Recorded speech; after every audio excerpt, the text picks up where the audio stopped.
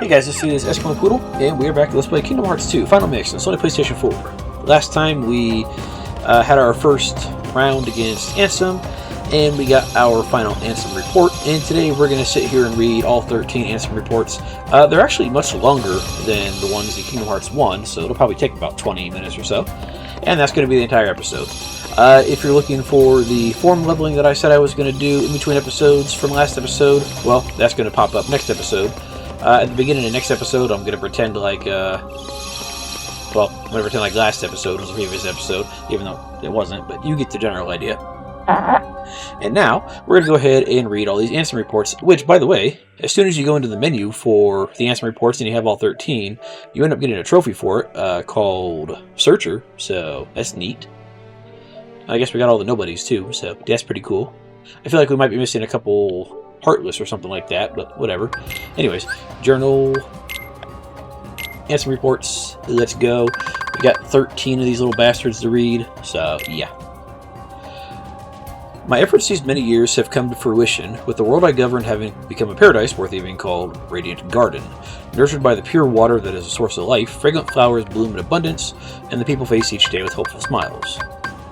But where there is light, darkness also lurks. As noted in my earlier reports, I must solve the mystery of this darkness of the heart. This paradise depends on it. I shall perform an experiment to probe the depths of a person's heart. One of my own apprentices, Xemnas, has volunteered to be a subject. The young man has served me since I nursed him back from death's door some years ago. He had lost all his memories at the time, but later showed remarkable intellectual curiosity and readily absorbed my teachings, gaining deep wisdom. Any mental immaturity is surely due to his young age. If I explore Xehanort's heart with psychological tests, I may be able to recall the past locked away within. My apprentice, Evan, has also shown great interest in Xehanort's memories. But is he really the right subject? Xehanort does indeed exhibit extraordinary talents. Too extraordinary. Perhaps they're even superhuman. One thing to take away from this particular report is we get the name of one of the Organization 13 before they were a nobody. So, remember with nobodies, they have their original name added to, and then they add an X to it somewhere. So who do we know that has E, V, E, and N, as well as an X in their name? That's right, Vexen. So yeah, apparently, even Vexen's original body was a apprentice of Ansem, so that's pretty neat. I think there's a couple like that get revealed through Ansem reports or just other games. And then there's a couple number 13 members that don't have any names that are revealed yet, even through Kingdom Hearts 3, which is kind of odd, but whatever. Anyways, let's go ahead and go to number 2. I have made a grave mistake. My study of the darkness of the heart began with a simple psychological test and quickly snowballed. Spurred on by my youngest apprentice, Ienzo, I constructed a massive laboratory in the basement of my castle. Real quick, Ienzo, that is Lexion, I believe. I think Lexion is the guy with the book? I think. Unbeknownst to me, my 6 apprentices then began collecting a large number of subjects on which to perform dangerous experiments into the darkness of the heart. As soon as I found out, I called my apprentices together and ordered them not only to cease their studies, but to destroy the results of the research thus far. What on earth was happening within the hearts of my 6 beloved apprentices? While pursuing the mystery of the darkness of the heart, could they themselves have strayed into its depths? Yet I remain the most foolish of all for having begun these experiments. We are not meant to interfere in the depths of another's heart, no matter what our reasons for doing so, and my error plunged me into despair. A visitor from another world soothed my dejected soul. A tiny king named Mickey came loading a legendary key, the infamous Keyblade, said to bring both chaos and prosperity to the world. He was very knowledgeable on many topics, and we deepened our friendship as we conversed companionably. Upon his advice, I decided to review the data obtained at my basement lab. That's when I discovered the Ansem reports. Though they bore my name, the only one I had written was number 0. Apparently, he had gone on to pen numbers 1 through 8 himself. Yes, the first subject is my foolish experiments. So yeah, I think he's talking about the Ansem reports from Kingdom Hearts 1 that we had. So, that's pretty neat. And yeah, I think Ienzo, that is Lexion. But I think that's the guy with the book. I'm not entirely sure, but I think so. Excuse me. Chaos affects not only this world, but many other worlds besides. In the Ansem reports my apprentice Xehanort had written under my name, I found the records of his hideous experiments along with his hypothesis about the door that had appeared out of the darkness in my basement. All living things have hearts, and all hearts hold darkness deep within. Worlds are no exception. If a world is a being, the heart it holds must be colossal, and the darkness at its core must be monstrous indeed. Did Xehanort pass through that door in an attempt to contact that dark realm? No, not only Xehanort. It appears my 5 other apprentices, believing it was for the sake of research, stared deep into the darkness and were pulled into it. Evan, Ienzo, Brig, Dylan, and Aelis. So that's Vexen, Lienzo, Zigbar, Zaldin, and Alexius. They have ceased to be human. I too have had everything taken away from me, banished to a hollow realm of nothingness. Let's see, Evan is the guy with the shield, Ienzo is the guy with the book, I think. Brig, Zigbar is the guy with the crossbow. Dylan, Zaldin, that'd be the guy with the spear. And Exilius, or the Exalius, or whatever his name. I don't remember his name. I think he's the guy with who is that guy? Is that the guy with the giant claymore? He might, or the absent silhouette that we fought. I think that might be him. You know, let me see if we can actually look at that real fast. Nobody's. I guess it doesn't show up right there. Where would they show up? Character files. Other.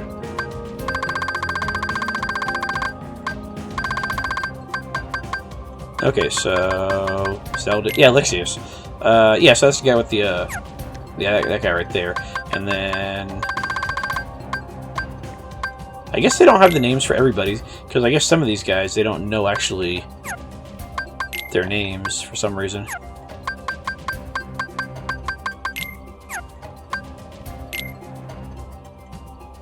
Zexion. Is that the guy that I was thinking of, or is that somebody else?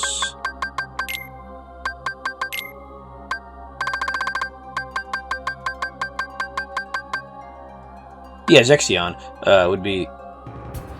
Excuse me. Yeah, Zexion would be the guy with the book then. Okay, cool. They have ceased to be human. I too have had everything taken away from me, banished to a hollow realm of nothingness. What is Xehanort hoping to gain with my pilfered existence? Will my people cease to smile?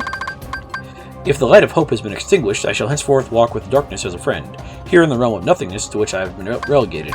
Darkness in the midst of nothing. Darkness in zero. Thus, I shall be known as Diz, discarding the stolen name Ansem and going in search of revenge. Okay, so that's why he calls himself Diz. That's cool. Neat. That's a pretty neat little introduction as to why the heck he's called Diz when, you know, you could just be thinking, oh, it's short for Disney and Disney's just having a laugh, but no, they actually have a good reason for it. Fair enough. The distant days spent in that beautiful paradise are an illusion to me now. How long have I been here, banished to the realm of nothingness? It is only by relying upon my anger and hatred that I've been able to retain my sense of self here, where all existence is nullified. My heart is being overcome with hatred towards my apprentices, possessed by the darkness and with the anger I feel for stupidly allowing myself to be betrayed. Is this darkness eating away at my heart? I cannot continue to idle away my time here. What are Xehanort and the others attempting to do? I must unravel the mystery of these Ansem Reports, intercept my apprentices, and defeat them. That is my mission, the only way to repay the world for my sins. Those beings who lack hearts, the heartless, must be the key. The darkness of the heart made flesh, cursed shadows that not only lack hearts, but multiply by seasoned hearts from any and all living things. Wherever they come from and where are they going? 3 elements combine to create its life. Or to create life. A heart, a body, and a soul. But what are the soul and body left behind when the heart is lost? When the soul leaves the body as vessel, the life gives way to death, but what about when the heart leaves? A being does not perish when his heart leaves his body. The heart alone disappears into darkness. There is little time. If I remain in this realm much longer, I will certainly learn these answers the hard way. My heart is already a captive of the darkness. So he thinks he's about to turn into heartless. Okay, fair enough. In this realm where all existence has been disintegrated, I have just barely managed to preserve my sense of self by continuing to think and to write. It is a place where even time has lost all meaning. Eternity is as but a moment here. I must make haste. Certainly their plans are already underway. The Heartless must be the key to unraveling this mystery. The 6 traitors were operating a laboratory that turned out those cursed shadows. Not only did they generate pure blood Heartless from living hearts, but they then used those Heartless to synthesize artificial versions of the creatures as well. These synthetic Heartless bore insignias and were called emblems. Pure blood or emblem, these Heartless act only to fulfill their instinctive needs. They single-mindedly detect hearts and swarm around them. A human's commands would be ineffective. The Heartless would easily steal the human's heart and use it to increase their own ranks. But what if an even stronger Heartless was given the orders?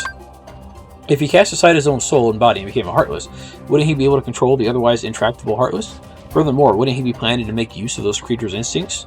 If the Heart-Seeking Heartless have their sights set on a larger, more powerful heart, their ultimate goal is crystal clear. The largest heart in existence, the heart of the world. This is all conjecture, but it would seem he is utilizing the Heartless in his search for a path leading to the heart of the world. Okay. Neat. My choice to befriend Darkness here in the midst of nothing was a sound one. I need something to drink.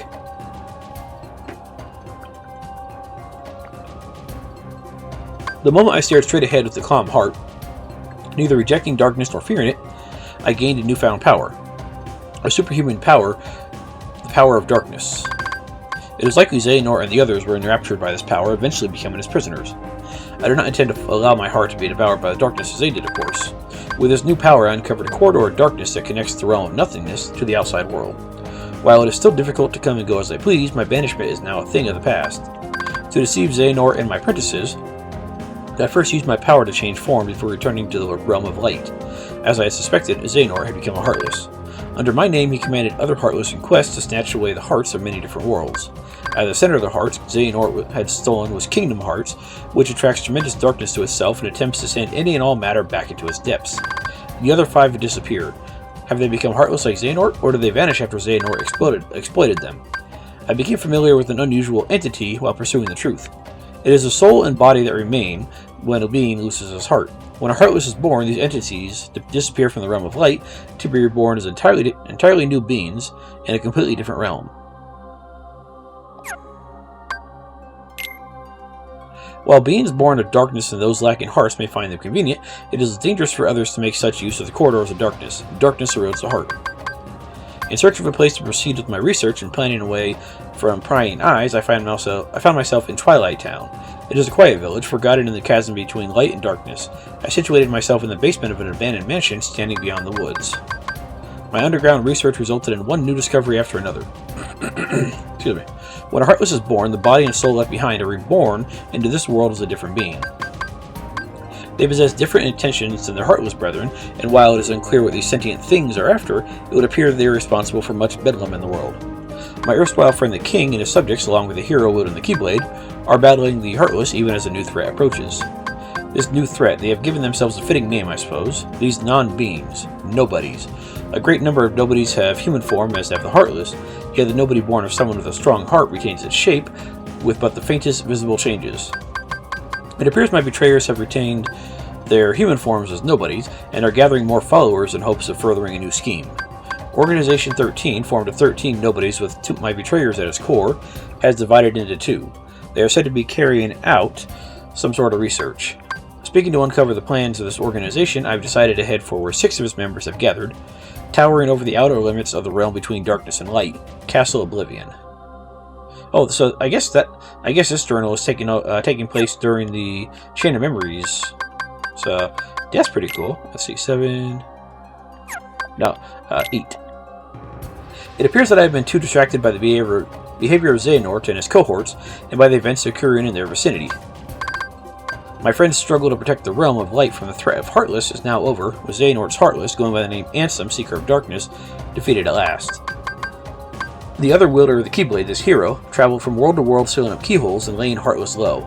Meanwhile, the King, who had dived into the realm of darkness, worked with the Keyblade-wielding hero to close the door to Kingdom Hearts from the realms of both darkness and light, thus holding off the threat of tremendous darkness.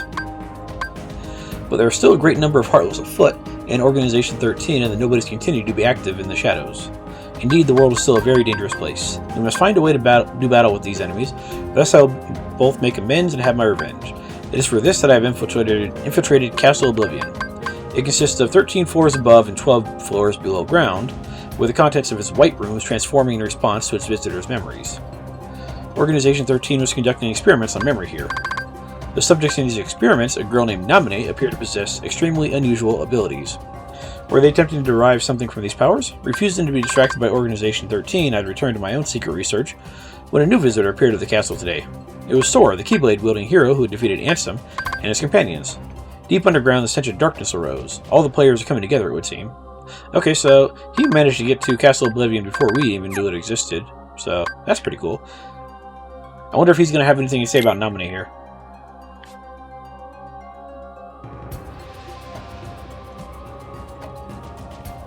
I should have expected nothing less from a Keyblade-wielding hero. Sora and friends defied the machinations of Organization 13 and rescued Namine. Namine was a witch who controlled the memories of others. Most likely these powers were achieved through a special process when she was born. Namine is a nobody created when a young girl's heart left her body, yet she has no corresponding heartless. This is because the young girl in this case was a princess. Kairi, a resident of Radiant Garden over which I had ruled, was one of the 7 princesses that uphold the realm of light. With no darkness in her heart, Kairi produced no heartless, and instead of vanishing, her body remained in the realm of light. In other words, both the nobody called Namine and the heartless, proof of a lost heart, are extremely unstable beings who lack the bodies needed to produce a nobody. Therefore, they also lack Kairi's memory. One reason for this may be that Kairi's heart did not return to the darkness when separated from her body, but rather migrated to another vessel deep within Sora's heart. That is, Namine is an alter ego of the Kairi who has directly interfered with Sora's heart. Could this be why Sora and those whose hearts are connected to him were able to have their memories controlled? She is a non-being in the truest sense of the word, having not even become a true nobody with nowhere left to go. She is but the most fleeting of shadows. Yeah, so from what I understand,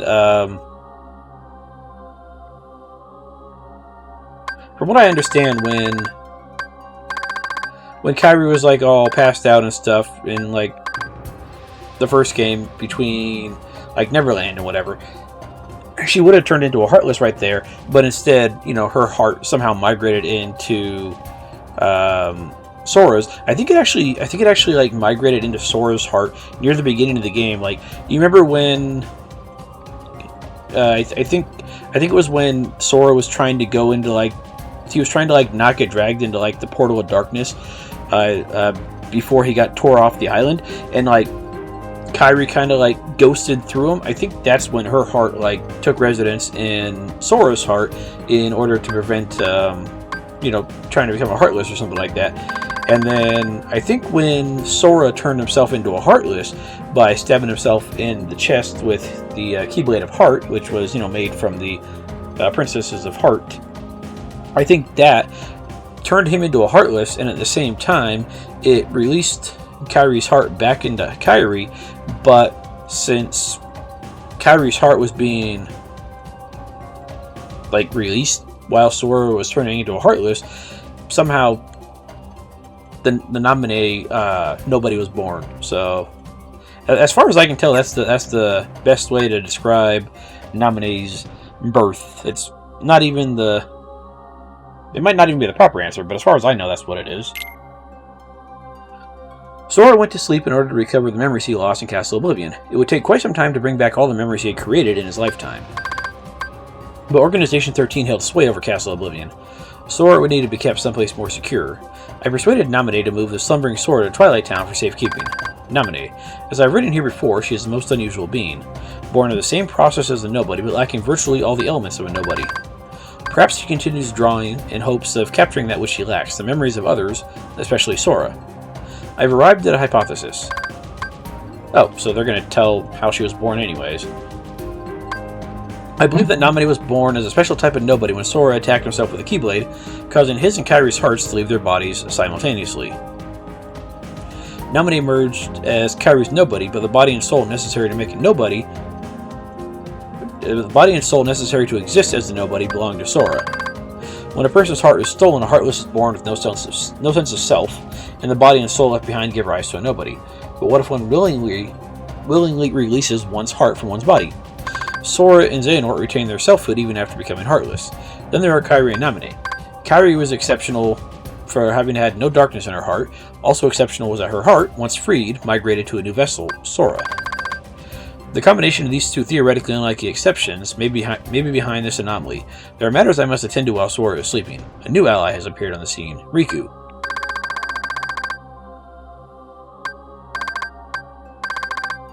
Yeah, the whole Namine thing is still a little confusing, but well. Oh well. I was reunited with an old friend at Castle Oblivion, but was unable to disclose my identity. If he knew the situation, he would likely try to stop me from carrying out my revenge. As much as I would dearly love to converse with him as in the old days, that is now but a hopeless dream. My friend has been fighting in the realm of darkness. Most likely he found his way there through Traverse Town. Yeah, I think this is like the only mention of Traverse Town in the game. Like Castle Oblivion, that village also rests in a cleft between light and dark. It consists of the remnants of worlds, whose hearts have been stolen by the Heartless. It is where those who have barely escaped the destruction of their worlds eventually find themselves. This realm is quite unstable, or this realm between is quite unstable, with corridors of darkness appearing from time to time. Whenever a world disappears, some of its inhabitants must arrive here through these corridors. Surely Sora traveled through these same corridors of darkness when he first came to Traverse Town. It seems my friend, fighting in the realm of darkness, appeared at Castle Oblivion through a corridor of darkness constructed by Organization 13. My new ally Riku also effected his return via one of these corridors. He swore to me he would give his all for his best friend Sora. In fact, Sora's memories have been slow to return. Thus I have asked Riku to bring me another Sora, his nobody. Sora is indispensable if I am to achieve my goal. I require the Keyblade, wielding a hero to fly through the realm of light and defeat Organization 13. Okay, so he wants us out there making the destroying Organization 13, but I don't think he realized that we were going to be creating the artificial Kingdom Hearts that he would then have to figure out how to destroy. I think he just wanted us to kill Organization 13 for him, so... Excuse me. This is a lot of reading, by the way. Apart from Naminé, nobody's retained their memories of their time as humans, but Sora's nobody Roxas has lost Sora's memories. This is likely because Sora's time as a Heartless was short, having recovered his heart and returned to his human body form soon after leaving behind Roxas as nobody. It would seem Roxas is much like Naminé. Naminé is Kairi's nobody, but came into being via Sora's body and soul. Likewise, Roxas is Sora's nobody, but was left behind because Sora's Heartless regained human form using Kairi's heart instead of his own. It may be that Sora's memories are slow to return because the half of him that is Roxas is still lacking. I must convert Roxas into data and return him to Sora. As a member of Organization 13, it was exceedingly difficult to bring Roxas in. Having lost to Roxas once, Riku laid everything on the line and used the power of darkness in their second battle.